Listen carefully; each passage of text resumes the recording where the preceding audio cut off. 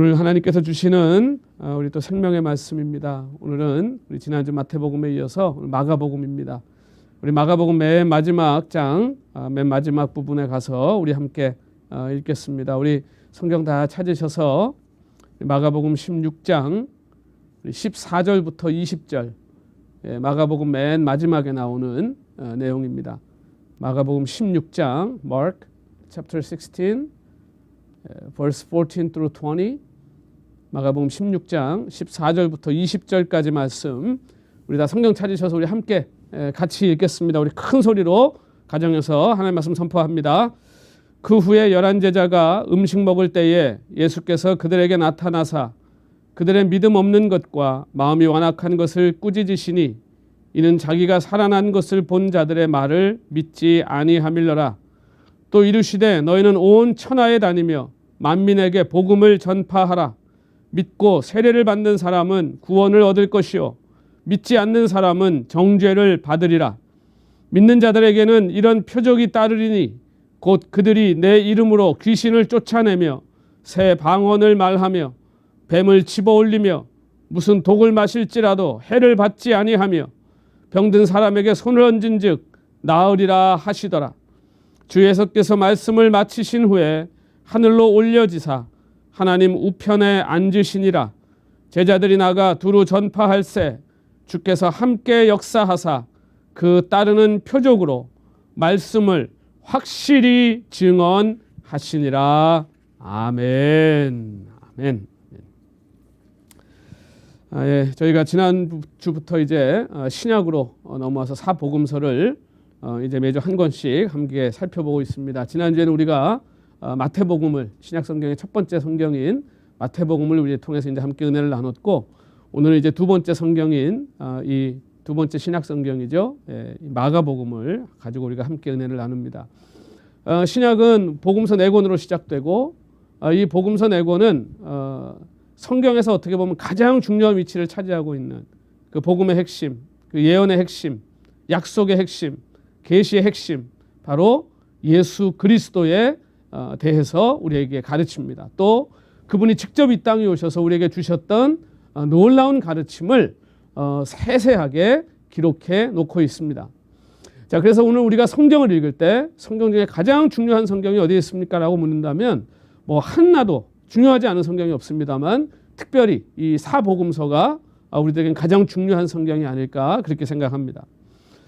이 4권의 복음서는 같은 예수 그리스도를 4가지의 다른 초상화로 그려지고 있는 것 같다. 이제 우리가 마태복음을 나눌 때 이제 그런 이야기를 나눴죠.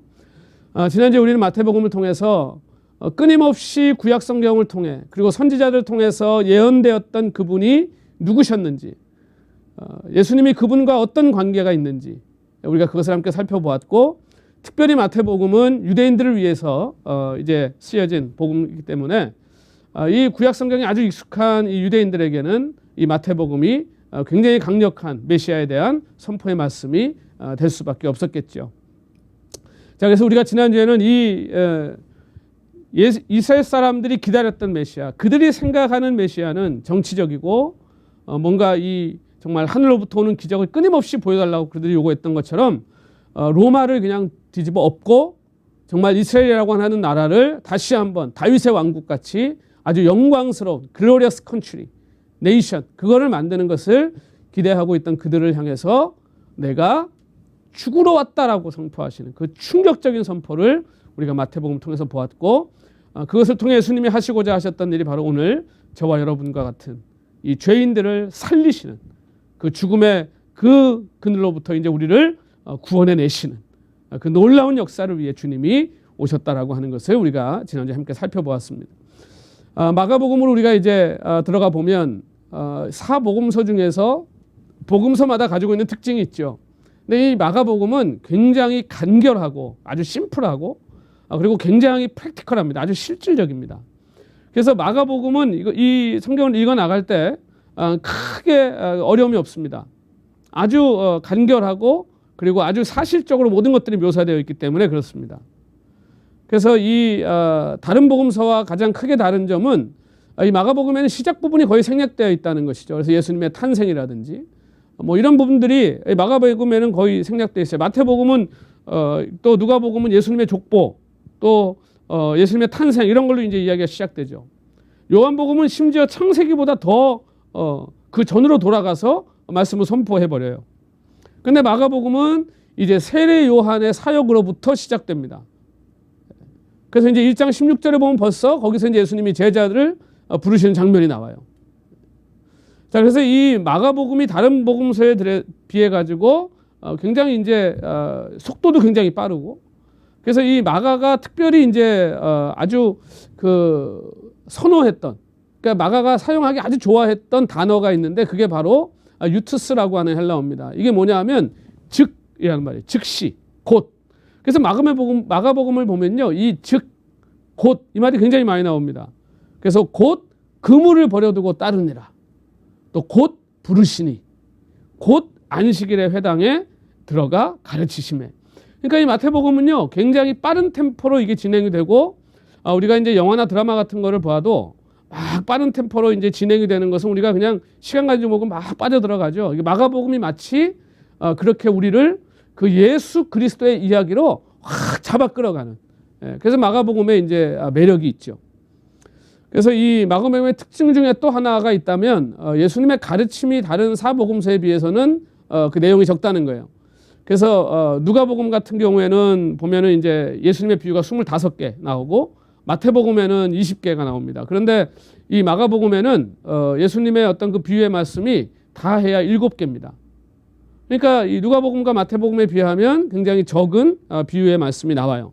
자, 그러나 이 마가복음에 기록된 사건들에 대한 설명을 우리가 들어가서 읽어보면 다른 복음서들에 비해 가지고 아까 말씀드린 것처럼 굉장히 사실적으로 이것이 아주 생생하게 묘사되고 있다는 것을 우리가 보게 돼요. 그래서 사건 위주로 이것을 정말 아주 정말 깔끔하게 그리고 아주 빠른 속도로 이거 진행하면서 우리에게 설명해줘요. 그래서 처음 성경을 읽는 사람들, 불신자들이 이 복음서를 볼 때는 마가복음이 그들에게는 굉장히 파워풀하고, 이게 불신자들에게 소개하기 아주 좋은 성경이 바로 마가복음입니다. 그리고 우리는 마가복음에서 이제 우리가 오늘 좀 중점적으로 이제 보려고 하는 것이 뭐냐면 예수님에 대해서 사람들이 어떻게 반응했냐는 거예요. 그러니까 예수님이 이제 이 땅에 오셔서 공생애를 시작하셨는데 사람들이 그 예수님을 어떻게 반응했냐는 것입니다. 이렇게 세 가지 부류가 나옵니다. 첫 번째는 그냥 정말 순수하게 예수님을 믿은 사람들. 두 번째는 긴가 아닌가, 메시아인가 아닌가 막 혼란스러워하면서 예수님을 따라가다가 배신도 하고, 이제 대표적인 게 제자들이죠. 그리고 이제 마지막은 예수님이 성경에 보내신 그분이라는 굉장히 확실한 증거들을 알고 있고 갖고 있음에도 불구하고 끊임없이 예수님을 반대하고 예수님께 저항했던 무리들입니다. 자, 이렇게 세 부류로 우리가 볼 수 있어요. 그런데 정말 순수하게 예수님을 보고 믿었던 그 부류가 어떤 부류라고 여러분 생각하시나요? 성경을 오래 읽었던 사람들, 성경학자들, 그 사람들은 서기관들이잖아요. 그렇죠? 하나님의 율법을 굉장히 강조하고 신앙을 고백했던 사람들, 바리새인들입니다. 예배를 주도했고 누구보다 경건하게 예배했던 사람들, 대제사장 무리들이죠. 그런 사람들이 아니었어요. 정말 순수하게 예수님의 그 하나님 되심, 그 완전한 주권자 되심을 믿었던 사람들은요, 대부분이 연약한 사람들, 중풍병자 친구들, 또 혈루증을 앓아온 여인, 회당장 야이로, 또 스로보니게 여인, 장님이었던 바디메오, 그리고 십자가 고난의 현장에 있었던 심지어 로마의 백부장, 이런 사람들이에요. 그러니까 여기서 우리가 주목할 것은 이들이 하나같이 당시 신앙을 고백하는 자들이 아니었다는 거예요. 로마 사람들, 이방인들, 외국인, 몸이 불편했던, 신체 몸에 장애를 갖고 있었던 사람들, 또 그때 당시에 사회적으로 보면 소외계층의 하나였던 여인들, 이들이 예수님에 대한 정말 예수님도 이 큰 믿음을 보라라고 자랑할 만큼 그런 순수한 믿음들을 고백했던 사람들이었다는 것이죠. 오늘 이 세 부류의 사람들을 보면서 오늘 저는 이 설교를 준비하면서 나는 예수님 앞에 어떤 믿음을 갖고 살아가고 있는가를 참 많이 회개했습니다. 두 번째 부류가 제자들입니다. 이 사람들은 자신의 일생을 어떻게 보면 일상을 다 포기하고 주님을 따랐던 사람들이에요. 그런데 제자들의 믿음이 확고하지 못했다라고 하는 것은 그들의 예수님을 따라가는 장면들을 볼 때 계속해서 등장하죠. 예수님의 씨 뿌리는 비유를 이해하지 못합니다. 예수님이 아니 이것도 이해 못하면 다른 모든 비유를 어떻게 이해하겠니? 예수님이 그런 말씀을 하세요. 또 폭풍을 잠잠하게 하는 능력을 보고 제자들이 놀랐을 때도 예수님이 뭐라고 말씀합니까? 왜 무서워하냐? 왜 믿음이 없냐? 주님이 그렇게 말씀해요. 물론 이제 제자들에 대한 믿음의 기준이 뭐 다른 사람보다는 높았을 수도 있겠습니다만 주님이 5천 명을 먹이라고 명령했을 때도 이해하지 못하죠. 또 무엇보다 제자들은 예수님의 죽으심과 부활을 가르치셨을 때 크게 반항했어요. 특히 베드로 보세요. 주제자, 제자들의 대표. 예수님 붙잡고 막 항의하잖아요. 절대 그런 일이 일어나지 않을 것. 또 그들은 천국에 대한 가르침을 듣고 충격에 휩싸여 예루살렘으로 향하는 길에는 또 어떻게 합니까? 서로 자리를 갖고 다툽니다. 싸웁니다. 이처럼 예수님에 대해 혼란스러움으로 반응했던 사람들이 이 제자들뿐만 아니라 굉장히 많이 있었다 하는 거예요. 그리고 이제 마지막 부류가 예수님을 극렬하게 반대했던 사람들. 이 사람들 예수님이 누군지 혼란스러워 반대한 게 아니에요.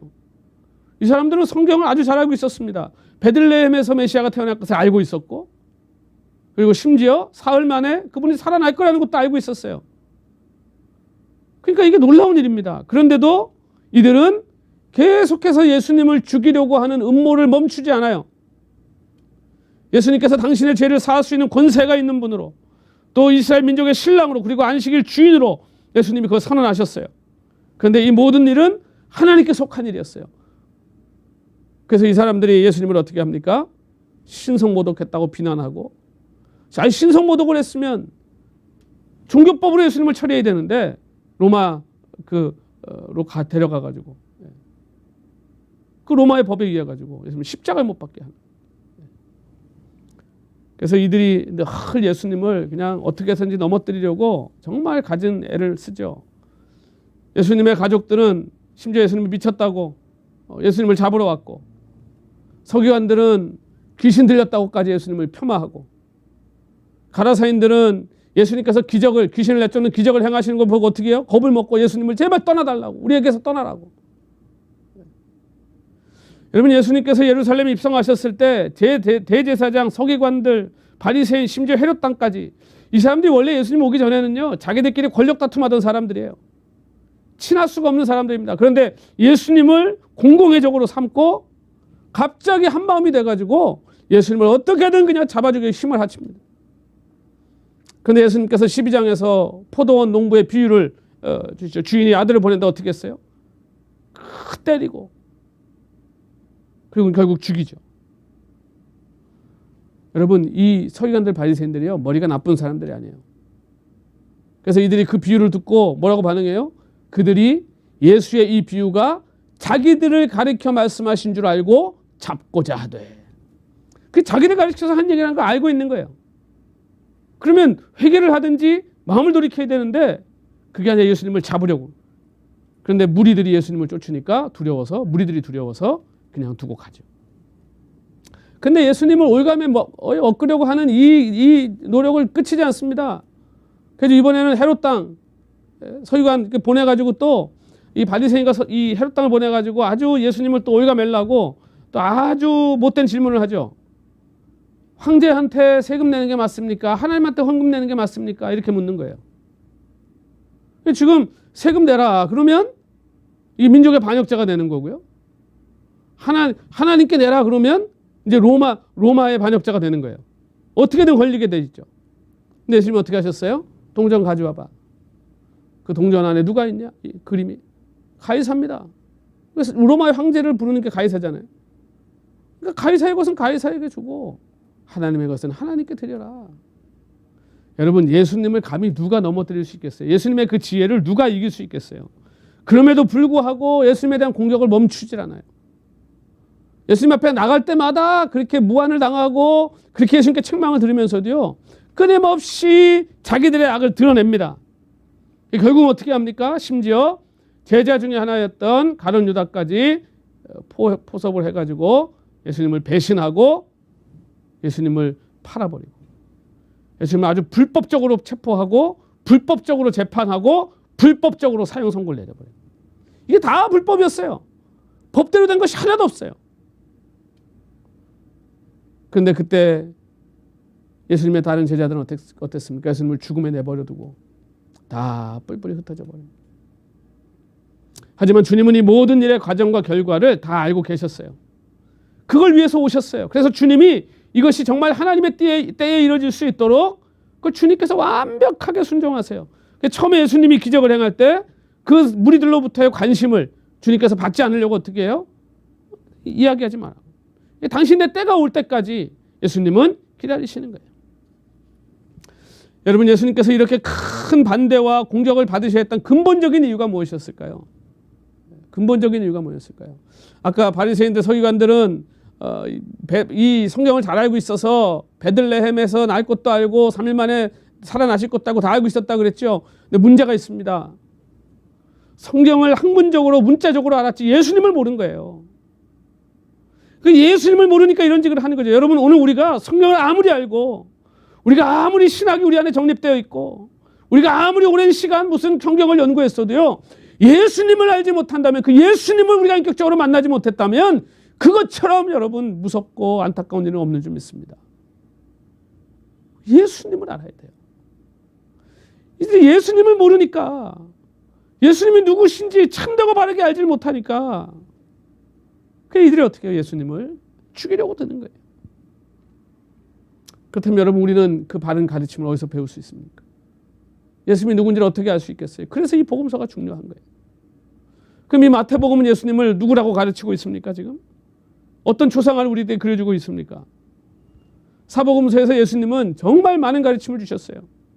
근데 주님의 가르침의 가장 핵심적인 내용이 뭐냐 하면요, 내가 메시아라는 거예요. 내가 구원자라는 거예요. 사실 이게 예수님이 주신 가장 핵심적인 메시지예요. 마가복음 이걸 굉장히 도드라지게 보여줘요. 그래서 이 마가복음에서 그걸 우리들한테 설명하기 위해서 아주 독특하게 사용하고 있는 단어가 있습니다. 그게 바로 인자라고 하는 말이에요. 인자, Son of Man.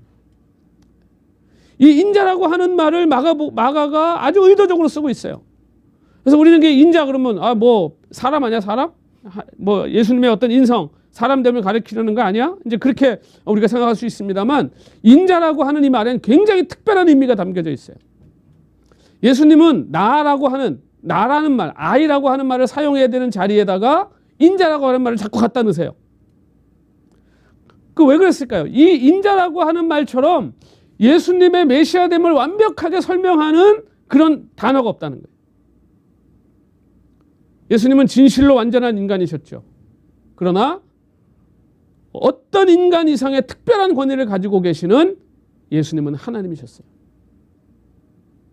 예수님 비록 가난한 동네 가난한 집에서 태어나셨지만 예수님의 그 권위는 어떤 것으로도 감출 수가 없었습니다.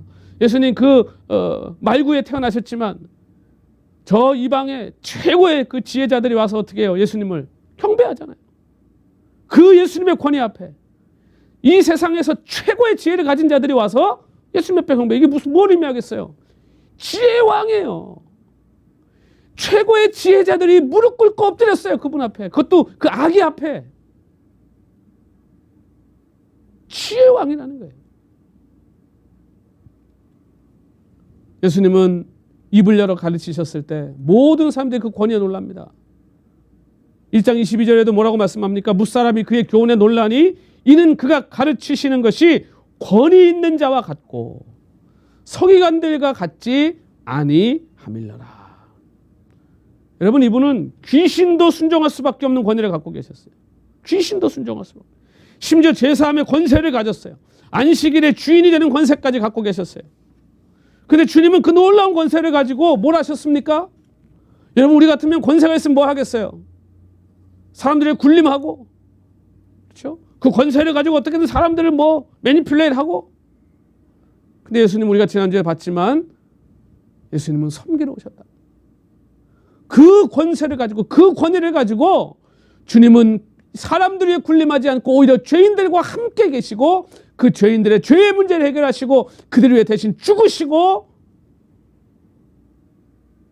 우리에게 영생의 문을 활짝 열어놔 버리셨다.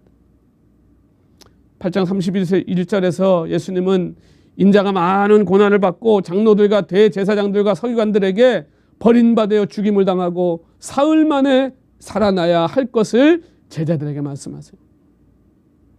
그리고 9장 31절에서 인자가 사람들의 손에 넘겨져 죽임을 당하고 죽은 지 3일 만에 살아나리라 또 한 번 은밀하게 제자들에게 그 말씀을 주십니다. 여러분, 그런데 중요한 것이 있습니다. 예수님 죽으셨죠? 부활하셨죠? 승리하셨죠? 그런데 그 승리가 끝이었습니까? 부활이 끝이었습니까? 예수님이 그냥 부활하시고 그것으로 끝났습니까? 아니에요. 예수님은 더 놀라운 사실을 제자들에게 가르쳐 주세요. 여러분, 이 내용은 다니엘서 7장 13절부터 14절에 이미 예언된 것이에요.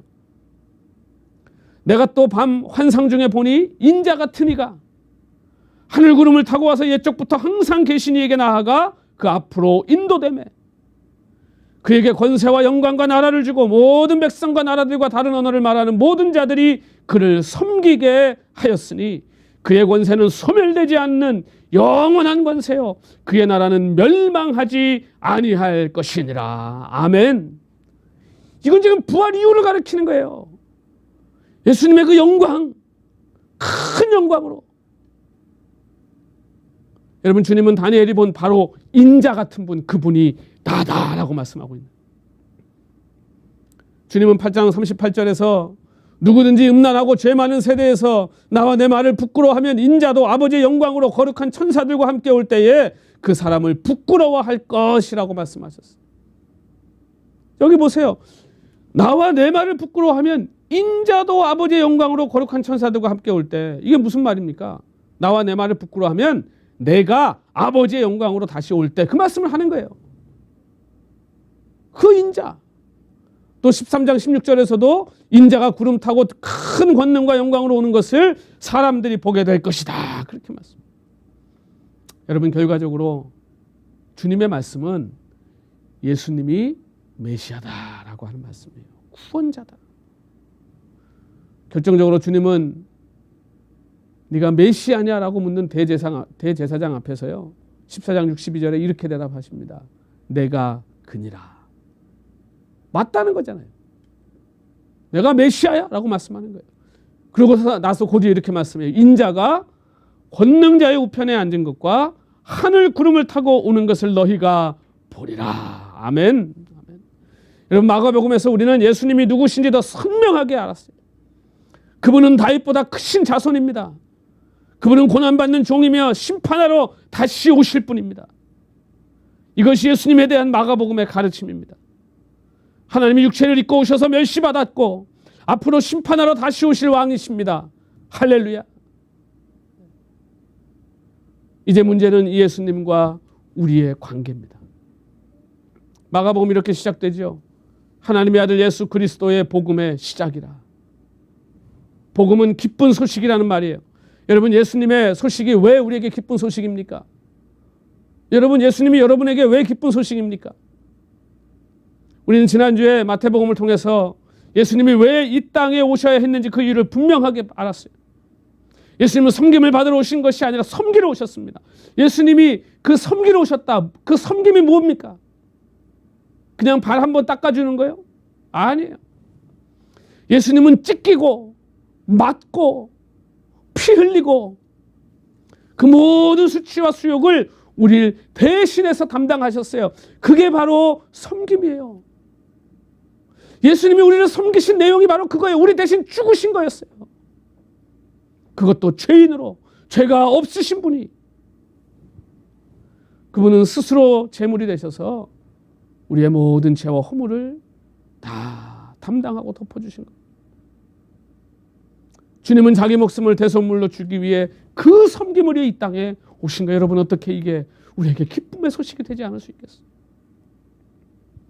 저는 마가복음이 예수님이 누구신지를 가르쳐주는 책이라면 그것은 또한 우리가 누구인지 그리고 그분의 주장이 우리의 삶에 어떤 의미를 주는지를 가르치는 동시에 책이라고 믿습니다. 마가복음은 로마의 그리스도인 공동체와 관련이 있습니다. 마가는 유대인의 관습을 설명하고 아람어 표현들을 헬라어로 번역하는 데 특별한 노력을 해요. 왜? 로마인들은 그걸 잘 모르니까요. 또 군대라든지 데나리온 같은 특별히 이 로마 사람들에게 익숙한 라틴어를 사용합니다. 로마의 백부장이 예수님을 하나님의 아들로 고백한 사실도 굉장히 자세하게 기록해 놓고 있어요. 왜? 이게 로마 백부장의 이야기. 이런 많은 증거들을 종합해서 보면요, 마가복음이 언제 쓰여졌을까? 로마의 박해 아래 그 그리스도인들이 엄청난 그 고난을 받고 핍박을 받는 그 시대에 로마의 그리스도인들에게 힘과 용기를 주기 위해서 이 모든 것을 다루었을 것이 틀림없다.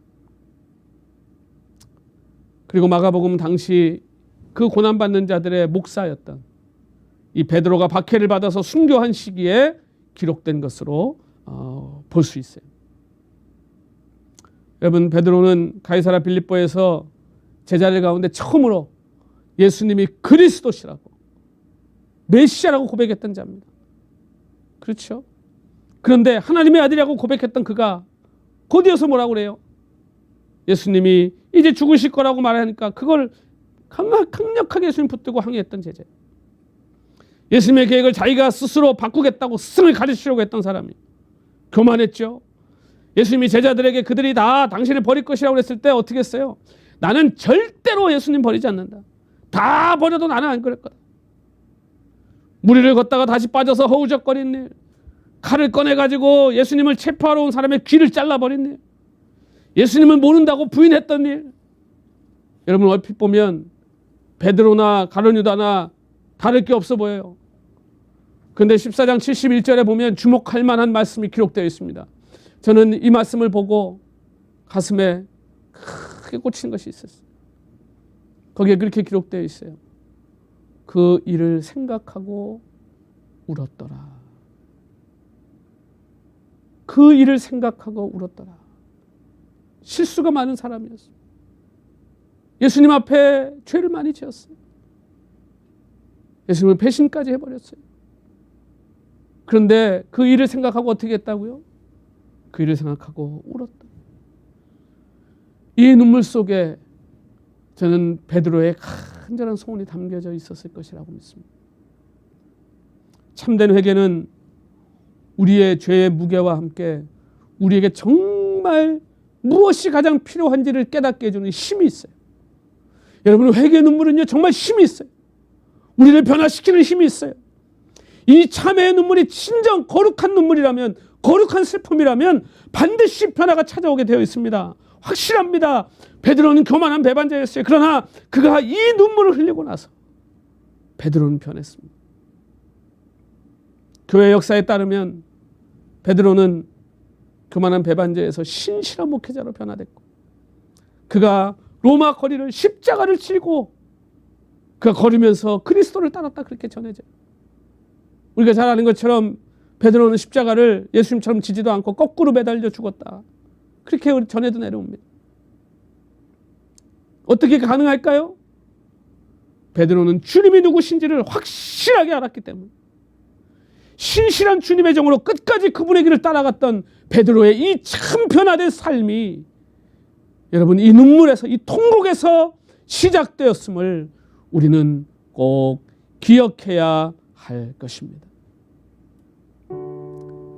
여러분, 만일 우리가 예수님이 누구신지 알기 위해 그분을 바라보기 원한다면 우리는 우리가 누군지 알기 위해 우리 자신을 바라봐야 됩니다. 그리고 우리가 자신을 제대로 보고 있다면 여러분, 우리의 눈에도 베드로와 같은 이 뜨거운 눈물이 흘러내려야 될 것입니다. 하나님께서 우리 자신에 대한 진리를 보게 하는 눈을 먼저 우리에게 주시기를 간절히 소원합니다. 그리고 우리도 베드로처럼 그 눈물을 통해서 복음에 헌신한 삶으로 이제 우리의 삶이 정말 변화될 수 있기를 소원합니다. 오늘 본문의 약속같이 놀라운 복음의 능력이 오늘 저 여러분의 삶의 현장에 나타나기를 소원합니다. 베드로가 예수님을 확실히 알았을 때 그의 삶은 확실히 변화되었던 것처럼 오늘 우리가 주님을 확실히 알게 될 때 오늘 우리의 삶에도 주님의 이 능력이 더 확실하게 나타날 것입니다. 그 권능을 통해 우리는 주님을 더 확실하게 이 세상 가운데 증거하게 될 것입니다. 그리고 주님 다시 오시는 그날 이 온 세상은 주님을 확실하게 알게 될 것입니다.